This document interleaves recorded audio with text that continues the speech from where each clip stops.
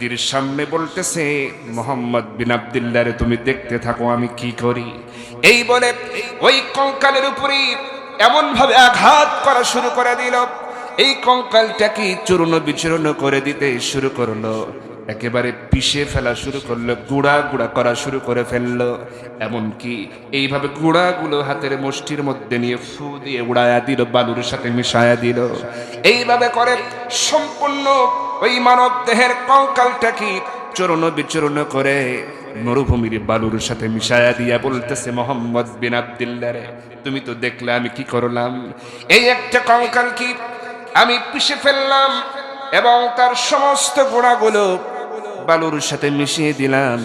তুমি নাকি বলো এগুলো আবার এক জায়গায় করা হবে, আবার জিন্দা করা হবে, গোশত হবে, হাড্ডি হবে, মানুষ হবে, এই সেই মানুষের আবার বিচার করা হবে। তুমি নাকি এইসব কথা বলে বেড়াও, এটা কেমনে সম্ভব? তুমি আমারে বোঝায়া বলো কিভাবে সম্ভব? এটা কখনো সম্ভব হবে না। তুমি আসলে পাগল হয়ে গেছো মোহাম্মদ বিন আব্দুল্লাহ। কি ধরনের অবাস্তব কথা মানুষকে তুমি শোনাও।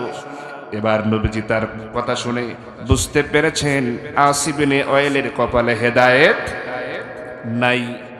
এবার তিনি বুঝতে পারে তাকে কিছু জবাব দিয়েছিলেন, যেটা পরবর্তীতে আল্লাহ পাক কোরআনে আয়াত আকারে নাজিল করেছেন। সেটা হলো, কাইফা তাকফুরুনা বিল্লাহি ওয়া কুনতুম আমওয়াতান ফাআহইয়াকুম সুম্মা ইউমীতুকুম সুম্মা ইউহয়ীকুম সুম্মা ইলাইহি তুরজাউন।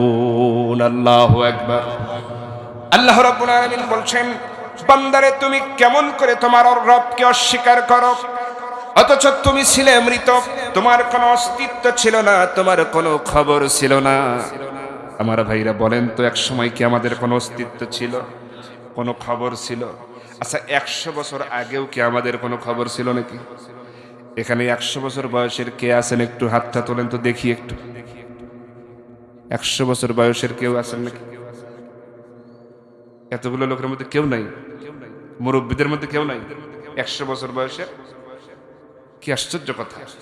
চিন্তা করছেন কি একটা অবস্থা?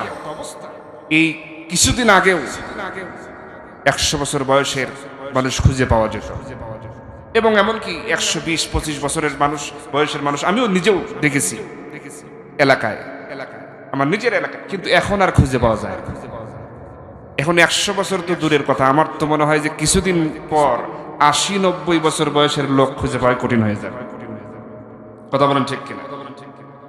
মানুষের হায়াত এমন ভাবে কমতেছে, আর মানুষ যা করে এটা তো 2 হাতের কামাই। কে বলেছেন?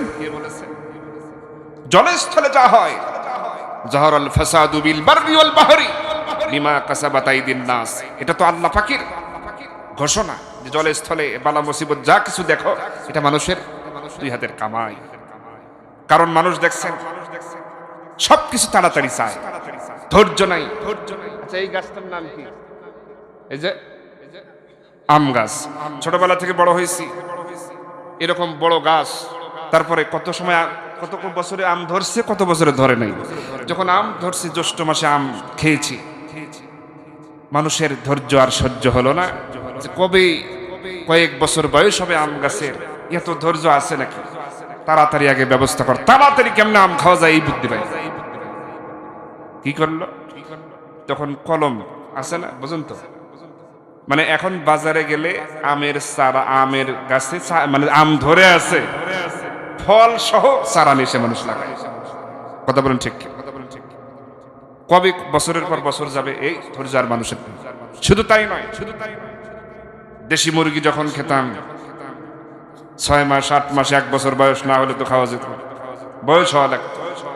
মানুষ দেখলো যে এই ধৈর্য তো ধরার সময় নাই, তাড়াতাড়ি আগে কেমনে অল্প দিনে খাওয়া যায় এই ব্যবস্থা করো।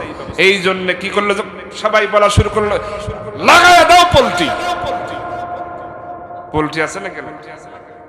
হ্যাঁ, মানে 30 দিনও লাগে না, 28 দিনই নাকি হয়, 25 দিনেও হয়ে যায়। চিন্তা করছেন? মানে তাড়াতাড়ি তাড়াতাড়ি চাই। এই যে মানুষ তাড়াতাড়ি চায়, ওই পোল্ট্রি মুরগি যেমন অতিরিক্ত তাপমাত্রা সহ্য করতে পারে, একটু তাপমাত্রা বেশি হলে স্ট্রোক করে, মানুষের অবস্থাও তাই হয়েছে, মানে তাড়াতাড়ি খাই খাই তাড়াতাড়ি চাই চাই এরকম করতে করতে মানুষ ওই পোল্ট্রি মুরগির মতো স্টক করে,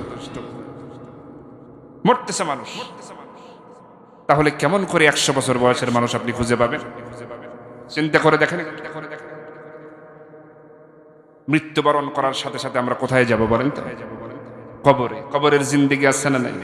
আমরা কি সন্দেহ করি? 6 দিন পরে নখ খসে যাবে, 9 দিন পরে চুল। কবর গাহের সামান নিতে কইরো না কেউ ভুল। 6 দিন পরে নখ খসে যাবে, 9 দিন পরে চুল। কবর গাহের সামান নিতে কইরো না কেউ ভুল। কবর জায়গা ভালো নয়, কবর জায়গা ভালো নয়। আমল দিয়েই কবর গৃহ সাজিয়ে নিতে হয়, আমল দিয়েই কবর গৃহ সাজিয়ে নিতে হয়। 17 দিনে পেট ফেটে শেষ পোকার খাদ্য হবে, 60 দিন পরে গোশ থাকবে না, কঙ্কাল পড়ে রবে। ও ও ও 17 দিনে পেট ফেটে শেষ পোকার খাদ্য হবে, 60 দিন পরে গোশ থাকবে না, কঙ্কাল পড়ে রবে। 90 দিনে হাড়গুলো সব, 90 দিনে হাড়গুলো সব আলাদা হয়ে রয়। কবর জায়গা ভালো নয়, কবর জায়গা ভালো নয়। আমল দিয়েই কবর গৃহ সাজিয়ে নিতে হয়, আমল দিয়েই কবর গৃহ সাজিয়ে নিতে হয়। 6 দিন পরে নখ খসে যাবে, 9 দিন পরে চুল। কবর গাহের সামান নিতে কইরো না কেউ ভুল। কবর জায়গা ভালো নয়, কবর জায়গা ভালো নয়। আমল দিয়েই কবর গৃহ সাজিয়ে নিতে হয়, আমল দিয়েই কবর গৃহ সাজিয়ে নিতে হয়। ঠিক কিনা বলেন? ঠিক কিনা বলেন?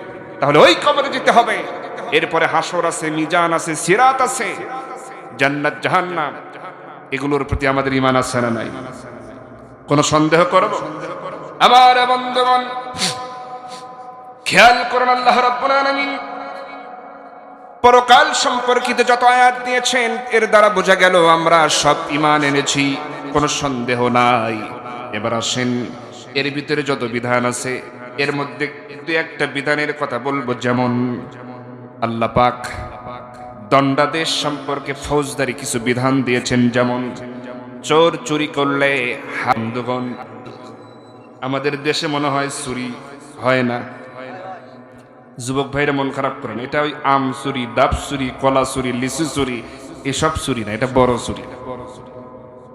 আমার বন্ধুগণ, এই একটা আইন যদি দেশে থাকতো তাহলে আমরা কি দেখতাম? দেখতে পেতাম বিগত সময়ে যারা শাসন করেছে, আমার তো মনে হয় অধিকাংশ এমপি মন্ত্রীর হাত কাটা অবস্থায় দেখতাম, সংসদে আমরা দেখতাম। কথা বলেন ঠিক কিনা? কিছু কিছু কিছু কিছু এমপি মন্ত্রী তো 2 হাতই কাটা থাকতো, বোঝা যেত এই তো সব চুরি করছে।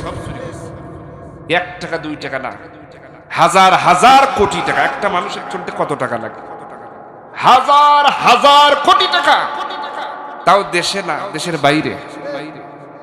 এমনি দেশে অভাব অনটন হয়, এমনি গরিবের কষ্ট হয়, এমনি খেটে খাওয়া মানুষের জন্য এত কষ্ট, বাজারে গেলে না বিশ্বাস ওঠে এমনিতেই। এগুলো তো আপনাদের বোঝানো যাবে না, এটা কোন দিক দিয়ে কি হয়। দেশের অর্থ যখন এভাবে পাচার করে তাহলে এরা কি চোর না? বলেন তো, চোর কিনা? এদের বিধান কি কাটতে হবে? হাত কাটতে হবে। আমার বন্ধুগণ খেয়াল করুন, আপনি বাজারে গেছেন, হঠাৎ করে দেখা গেল ভিড়ের মধ্যে ঘুষি মারবে, লাগুক আর না লাগুক। বাড়িতে গিয়ে বউয়ের কাছে গল্প করবে, বউ আজকে দিছি। বলে কি দিলা?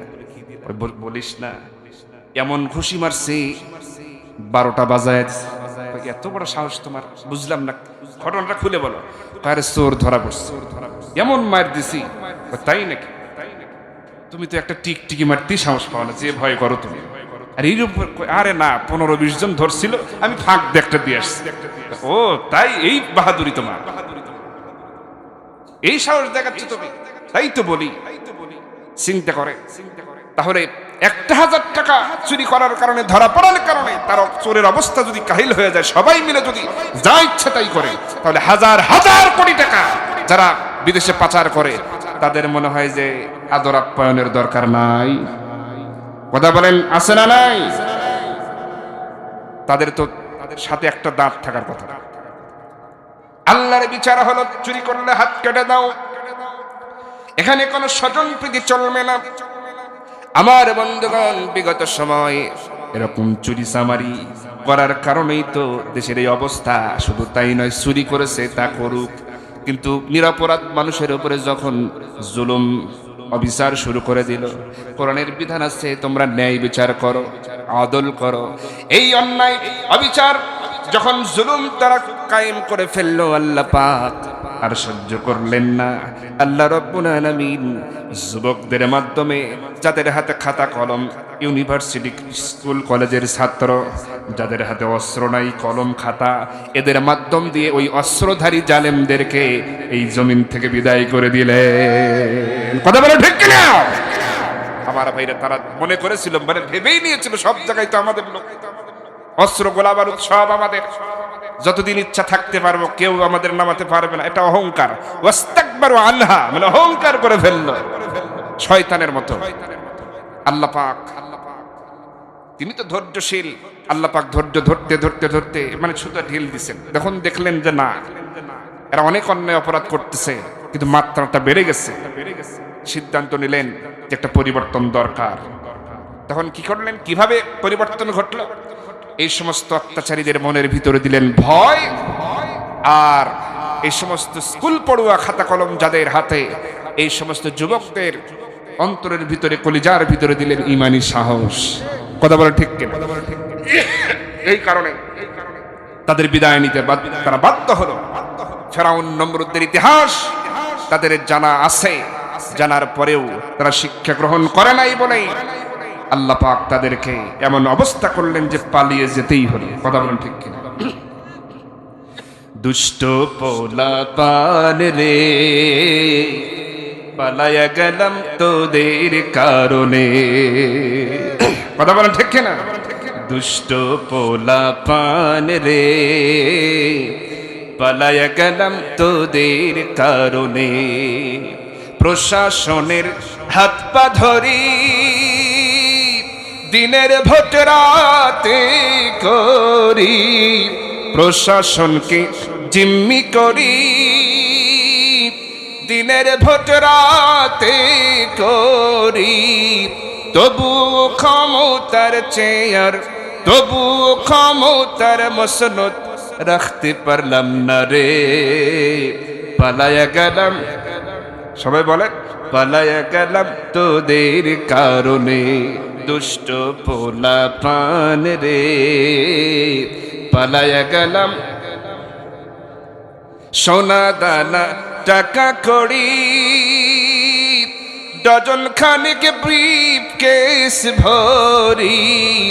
সোনা দানা টাকা কড়ি, ডজন খানিক বস্তায় ভরি। আরো কিছু সঙ্গে নেওয়ার, আরো কিছু সঙ্গে নেওয়ার, দুপুর বেলা খাবার খাওয়ার সময় দিলি না রে। পালায়া গেলাম তোদের কারণে। দুষ্ট পোলাপান রে, পালায়া গেলাম। দফায় দফায় জুলুম করি, হাজার হাজার মানুষ মারি। দফায় দফায় জুলুম করি, হাজার হাজার মানুষ মারি।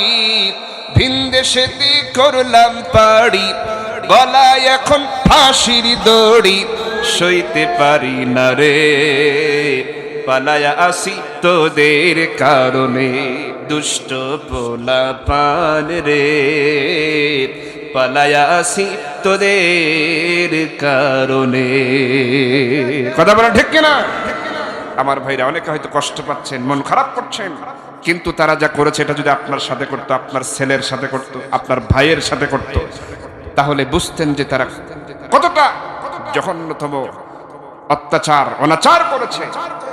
আমার বন্ধুগণ, এটা তো কমই বলা হয়েছে। আমরা সবসময় জুলুমের বিরুদ্ধে, অন্যায়ের বিরুদ্ধে বলবো। কথা বলেন ঠিক কিনা?